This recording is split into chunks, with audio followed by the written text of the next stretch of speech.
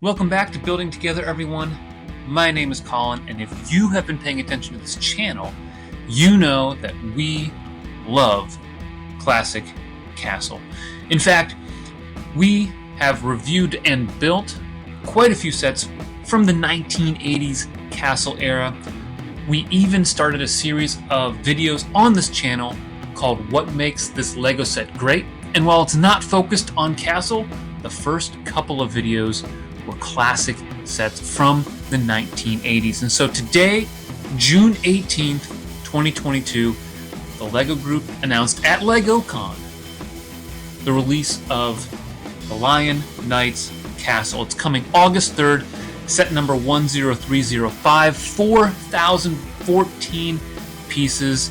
And I'm looking at these pictures. I just wanted to share a little bit of my reaction with you, and I'm going to start just by going through the photos and the box. Right, the very front of the box, if you were a fan of 1980s, 1990s, early 1990s Lego castle sets, this box just pops because it's got that same background. It almost looks like a desert background. Like, why would a castle fit in here? But it works. Very, very nostalgic looking at that photo, that background. But I want to call attention on the very right hand side where they've got some of the classic sets. They have the camouflaged outpost on the right of these three sets. You've got the medieval market village, which came out about 10 years ago, and then you've got the original yellow castle that came out way long ago. The first castle with minifigs that ever came out with Lego. So they're harkening back to those days. Now, what they didn't show was the King's Castle, which is, you could argue, maybe one of the sets that they modeled this after. There's some elements of the set that maybe are a bit similar when it comes to that castle. And that's number 6080. So nice call out there, but let's dive in. I mean, just taking it from left to right, you know, we've got this really cool water wheel with an archway, and I love it when they do that. They got the foliage coming up the wall and these little flower boxes, along with a Tudor style room up at the top right. We've got it towers. We move off to the left, or I guess the right here, with the soldier on top with a nice banner. Those banners are very reminiscent of some of the later castle sets in the classic era that had the fabric banners, but none of them were released with the Lion Knights, with the rampant lion on it. So this is a really cool release for that. Classic red and yellow flags down below that. We'll talk about some of the details and construction in just a moment, but again, this is the overview. We've got some of these at the very bottom, these green round slope pieces, very reminiscent of the Disney castle and how they set up the base for that, although those are in dark gray in that set and they are in green here. We've got some of these pine trees that are iconic from the 1980s and 1990s. They still come out in sets today, but maybe not as frequently. We've got another building up here with the room that's nicely done Tudor style here with more flower boxes. Then we've got this cool ramp up to a drawbridge with a gate. We've got arches layered here, which I think looks great. More on that in a little bit. Twin towers up at the top, a bigger banner, and on the far right hand side we've got a tree along with what looks like a stepway up to a ladder and a tower up here. Moving on to the back of the box, one of the things I always loved about castle sets in the 1980s was the back of the box. Here you can see on the very top fold we've got a bunch of the minifigs and their display there. We also have different call-outs to play features and specific rooms. So let's go ahead and start working our way from left to right in this top photo here. We have, it looks like the very bottom, a little treasure area with a ladder that comes up here to the next level. We have a little armory station. We've got shields, helmets, a spear, some flags that are in there that are nicely done. And then we've got where that walkway from the front comes up here, and it looks like a ladder climbing up to the final level up here. And we've got, I think, some cool lanterns. So they use ice cream cone pieces. They put the flame inside of that, so that's pretty cool. The tree is pretty tall. You know, just looking at this set, you can kind of see it from the back how it goes up all the way to the top and above the top of the battlements there. So that's nicely done. Here in the middle section, we've got the dungeon. They're arresting a forestman. But here we've got a dungeon, skeleton in one of them, so maybe they don't take great care of their prisoners in this castle. Stables, which I think is a really nice touch. You know, there aren't, as far as I know, any castles that have an actual stable in them. So that's really cool that we get that in this set here. We also have at the top more armory. You can see the mechanism a little bit for the drawbridge and the portcullis. Lots of weapons up here. And check this out. We've got a call out to two old school shields. These are back from the 1970s, especially this one here on the left. The crossed axe shield is actually, there was a torso that from the Lion Knights in 1984 that came out that had those crossed shields, but this red and white with the blue border, that's a call out to the 1970s era. So that's really neat. Moving on here, we've got, looks like the bakery, really nice details in here with the baker and the oven. We next have the wizard's room, which I think is kind of neat. I like that they have a unique floor on that, and it looks like we've got something blue and yellow up there, which is kind of nice. Of course, the wizard is a shout out to some of the later 90s, mid to late 90s castle sets. Up top here, we've got, it looks like a kid's room, and he's playing with a mock-up of the yellow castle. Really nice call out there. Again, reminiscent of the Disney train station that included a little miniature version of the Disney castle in that. Moving up to the right here, we've got a really cool bugle that's being played here by one of the soldiers. And then we have the water wheel right here, and the archway, which looks great from the back side. You can see how the mechanism comes in there. We'll talk a little bit more about the details. This bag right here in white is actually kind of interesting. I don't know if I've seen it in white before. Here we've got the banquet table, and again, we've got two shields that are throwbacks to the late 1970s, the original Yellow Castle. These were two factions represented in that. And then up here, it looks like we have some sort of bed chamber, and finally a ladder up to the top. Starting at the left-hand side of this bottom row of pictures, this looks really neat. You can fold the castle up, and one of the benefits of that is it looks more coherent, and I'm really curious to see some of the details as you do that, how the walkways work and how it all fits together. But it looks like it comes together really nicely as a display piece there. You can do it folded up or linearly.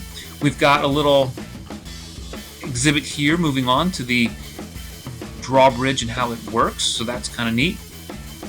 And then we've got the portcullis that also rises up and down when you turn a mechanism, so that's kind of neat. You can see it up here in the upper right hand part of the set. We see the dimensions of the set. Now check this out. This is 1.5 feet when it's folded up, right? It's 1.5 feet long, and it's 14 inches tall, so a little over 1 foot for those of you in the United States. Down here, just a really cool scene. Looks like we've got a table and a lantern or a candle. All right, next up, we're going to go through some of the details of the very front here, because this is, I think, pretty impressive how they put this together. I can't emphasize it enough. Let's take a look at some of the techniques that we see here. So first, just moving from left to right, check out the roof. The roof is a nice thatched roof, and it uses a combination of claw pieces. I have some of these in reddish brown that came from the Jurassic Park gate set, but they also have some bow slopes in dark tan that does a nice job of varying the color and looks really nice with that. We also have some of these new windows with the 2x2 screens in them. So that's really cool. Some of those came out with the Harry Potter sets last year, and I think it's a really nice way to take a look at the sets here. Looks like we also have some snot work going here for the Tudor piece, the Tudor section, which I think is really kind of interesting and nicely done. So I'm curious to see how they put all of that together between the corners. The corners, we see the studs are facing up, but they've got some nice snot work there.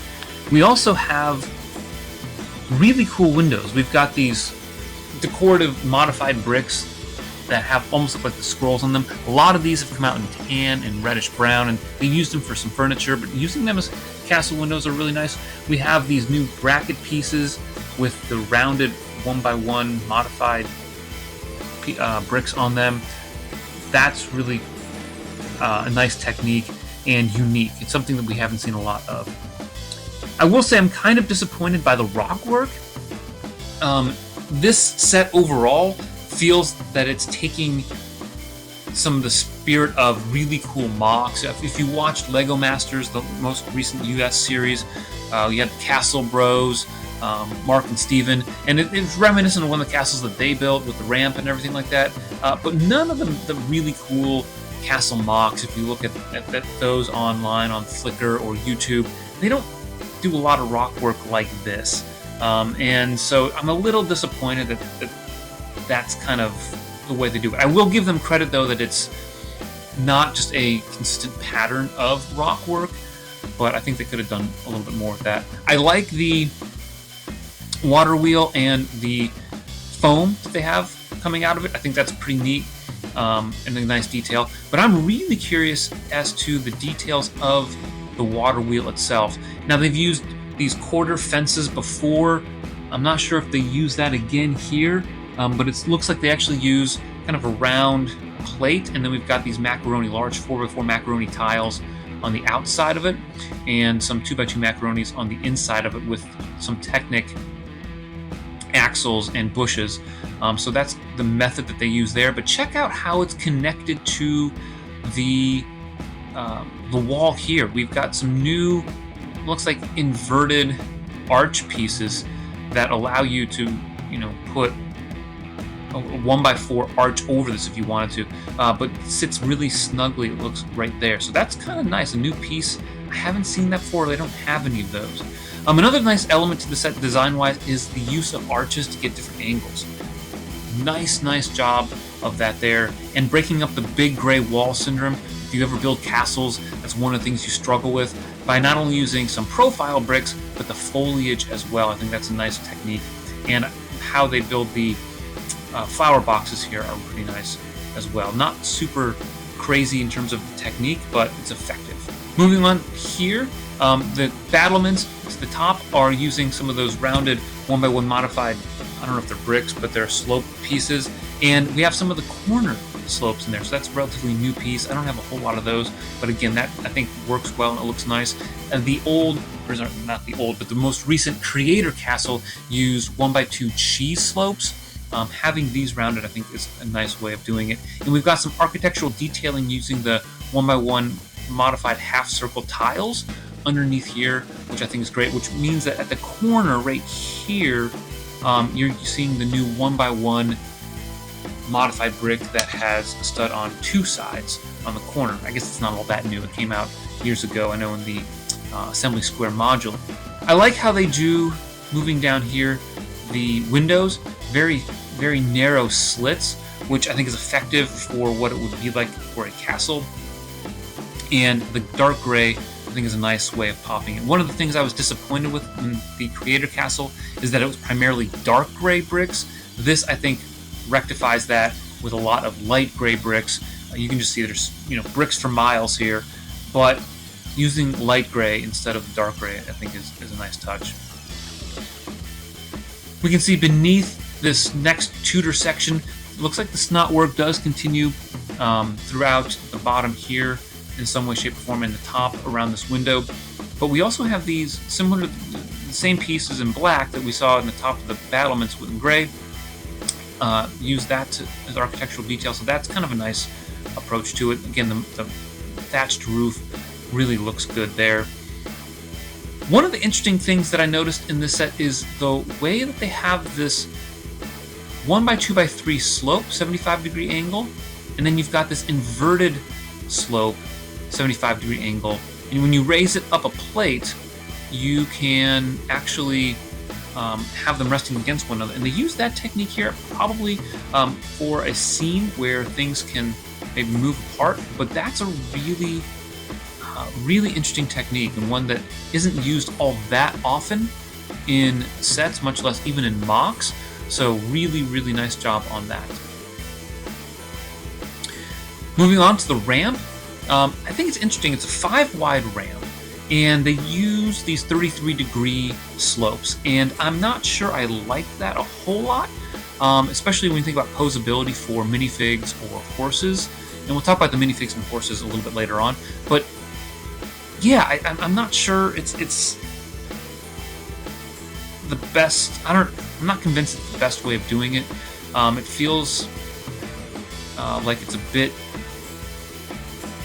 I don't want to say amateurish, but you know, like there could be a little bit more detail and more work there. Of course, we are talking already of over 4,500 pieces, and again, that section maybe with the rock work coming up here may be the weakest part of the set, but still, it's nice. It's nice that they have that ramp. A lot of sets don't have that, and including that is kind of cool. You know, old school 1980s and 1990s castles just had the drawbridge and the portcullis, and you're wondering, okay, what does the drawbridge actually go over?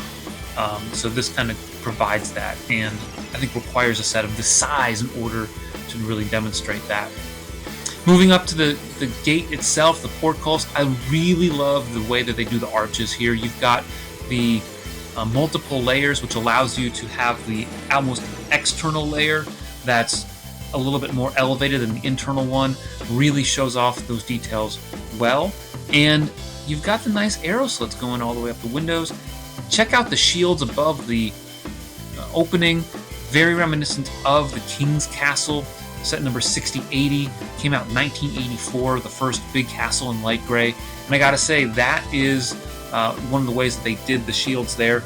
And notice right above that little miniature battlement, and then you've got this window, and this is a really cool detail. So in the other windows, you've got these scroll-like bricks that are facing the inside, this facing to the outside. You've got a taller window, one of the classic rounded windows, which allows you to do this really cool archwork with the 2x2 macaroni brick inside the 1x2x6 arch. Really creative. I like how they did that, and perhaps even offset it. It looks maybe a little bit here with a jumper plate. So that's really cool. One of the things that I noticed is, check out these modified bricks. These are modified bricks flipped upside down. So really cool technique to get that detail. And then note the roof is knotwork. So these cheese slopes are flipped on their side. So I really think that's a good technique. You can't see it too well, but we'll maybe get into it a little bit later on. But this archway here beneath these blue flowers and the foliage, really well done. Again, not quite the same as the main gate, but it's shadowing that and doing it in a different technique, which I think is really neat. Moving on to the far right-hand side, the tree's actually pretty impressive. I like the way that they set that up, and it's actually similar to the tree that is the crux of the Forest Hideout gift with purchase that just came out. I'm hoping to pick up one of those. I'm using, I think, some of the same kind of pieces, and it's nice that they're using some of those larger round pieces. I think it looks pretty good. It gives you a lot of different angles. I like that you have the beehive right there, so that's a nice piece call out right there. And I'm curious, I'm trying to figure out, you've got the staircase right next to the main gate, and then what looks to be, I don't know if there's a ladder right there. Kind of hard to tell. I'm curious as to what the purpose of that is. It's a separate entry, but yeah, I'm not really sure where they're going with that and if it's a necessary thing. but it looks as though this whole staircase is snotted. You can see that it's flipped on the side, and so the tiles are facing out and toward the main gate. So that looks like an interesting technique. Let's take a look at some of the minifigs. We've got them arrayed on the table here, and it starts off with a classic skeleton, and I think that's a nice call out to the old school sets. It's most simplistic of all of the minifigs. If you go on Bricklink and find some of these skeletons from the late, probably early 90s, there's not a lot to them. Next, I want to take a look at this wizard. It looks like they've got kind of an old school beard piece. The staff is, I think, a nice upgrade from some of the staffs that were used long ago, if they even had one. And it looks like we've got the slope, that curve that looks like robes. Really kind of like that. I think it fits well with the wizard and classic blue wizard hat. By the way, having a blue wizard, that is classic castle. Now check it out. We've got 3 forest persons, right? We've got the male here on the right-hand side of the forest people with the lute. I think that's a really cool piece. I love musical instruments in Lego, and I gotta say, it looks pretty good. I don't have one of those yet, so I'm excited to get my hands on one of those. You also have the small plumes in these hats. These are the very similar forestman hats from those in the 1980s. So I'm really happy to see that they've got that back along with the plumes. And we have a family, right? So looks like he's the musician. She is the archer, so that's pretty cool. And we've got the young girl. They've got the red torsos, so the green with the red, and updated torsos, it looks like, with the scuff marks and all that stuff. But very, very cool and similar, but upgraded from the 1980s style. Here we've got a maid. It looks like, I love the hairpiece. I think that's really nicely done, and same kind of robes that the wizard has, just in dark green. Not sure about the back printing on those, if they have it, but it's a good piece. And a nice torso that looks similar to one of the torsos we would see in the Medieval Market Village from about 10 years ago, and so I like that call out there. Moving on to the Lion Knights, I think this is where we start seeing it shine. I mean, check it out. We've got 1, 2, 3, 4, 5, 6, 7 torsos at least that are the rampant lion on an upgraded torso that looks really good with the printed leg pieces. I don't know what the knights are wearing, the 2 with armor, and then the queen, or I don't know if she's the chief knight, but it's hard to tell what torso they have underneath. They may have, if I'm guessing, a similar torso. If so, you're talking about 10 rampant lion torsos. That is really, really good. The armor here, we've got the new plumes that came out a while ago in red and blue, so that's nice. The old school armor, I gotta say, I love it. The knights look fantastic. The shields are great. The blue with the red border and the rampant lion. Hard to tell a little bit on the other one. It's like blue with yellow. So that's kind of neat. That's a new one. And then here to the right of the queen, we've got the red outline with the yellow background. Again, a very, very similar shield, not identical to the ones from the 1980s. We've got the queen's son, it looks like here, and looks like a new torso, the little money pouch on the side. That's cool, like the hairpiece. Curious as if there's any back printing there. And then we've got the baker, which looks like it's a pretty typical torso, one that we've seen before. I don't know if it's brand new, but it's similar to some of the other ones that we've seen with kind of the overalls. Then we've got, this is really neat, this minifig here with the pitchfork. So it's got the pitchfork, which is nice. It's been a long time since we've seen one of those. We had one in the blacksmith shop, but yeah, getting those back into the circulation is really cool. And the D basket that he's wearing, they used to call these, I don't know the official name, but I think on Bricklink they're called D baskets. Having those back in circulation, really cool. I'm glad to see that. Have a bunch of those from the old school 80s and 90s era castle. So kudos to LEGO for putting that in there. But this torso right here is actually very reminiscent of some of the peasant torsos that came out in the 1980s. They would have, it was more of a blue torso with a gray. This is a sand green, it looks like. And it's got the money pouch on it. I think it's really nice.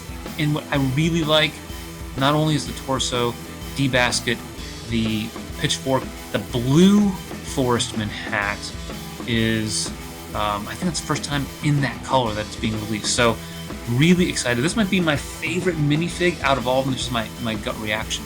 Checking out the last three minifigs, Black Falcons. I tell you what, if you are a Black Falcons fan, and I am one of those, this is really nice to see 3 of them included in the set. You got the blue and the yellow flag from the one on the far right. In fact, this one looks more like a call out to Monty Python. In the way he's got his stuff on his back, and I think he's got a 2-sided print where he's got a shock exclamation. We've got the knight there in the middle of the 3 Black Falcons with the black plume. That's interesting. I don't know if that plume, someone can comment down below if that's new in that color. We've got the black bucket helmet, which is, I think, reminiscent of from about the line from 10 years ago.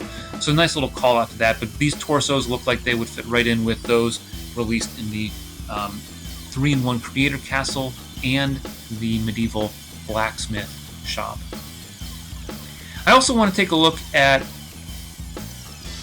some of the other accessories in this final photo right here. Zooming in, I mean, check it out. We've got a nice little stand with some bread and some fruit. We've got lettuce, dark green foliage, which I think is nice there. We've got a little drum set with the one smiling soldier. We've got, looks like a lamb. So no goats, but we got a cow. That's really nice. And I'm not sure the last time we got cows. I know we got a couple with the Medieval Market Village in the early 2010s. We also have a cart, and just a quick comment on the cart. This is, using the blue, kind of similar to some of the Wolfpack carts, although they don't have a Wolfpack in the set. But they have the peasant here with the cow, and I think that's really nicely done how they have that.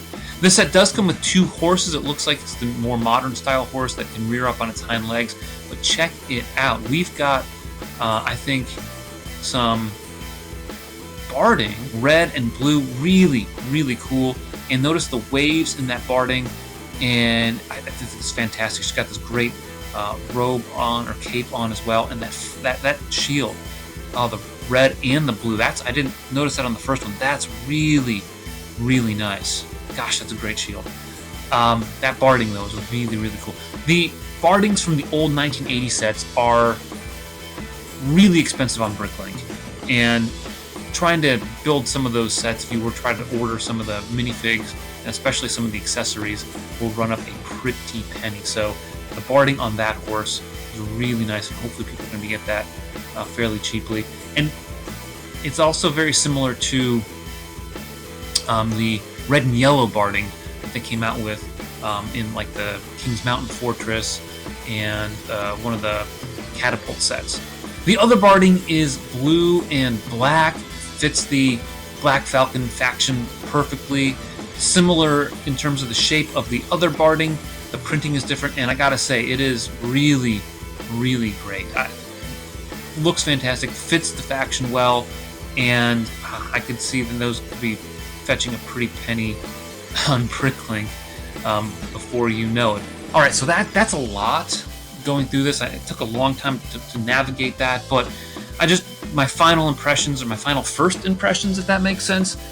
This is a set that, if you like Castle, it's a must get. And I know it's $400. It's really expensive, but if you mock castles, this is a great parts pack. If you like display pieces, this is great for that. If you are nostalgic for 1980s, this is your chance to get one of those sets. I think we all wondered, what would a big castle look like if LEGO really put effort into it, and you got it.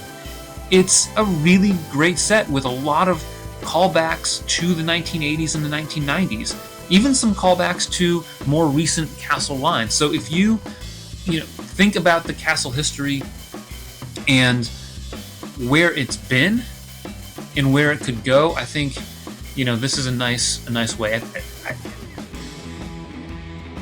I think if you don't get this set, it's gonna be really expensive in the secondary market. But when you look at the pieces, the minifigs, the unique elements to the set, the bardings, the shields, it looks like some new pieces in new colors, some old pieces in new colors.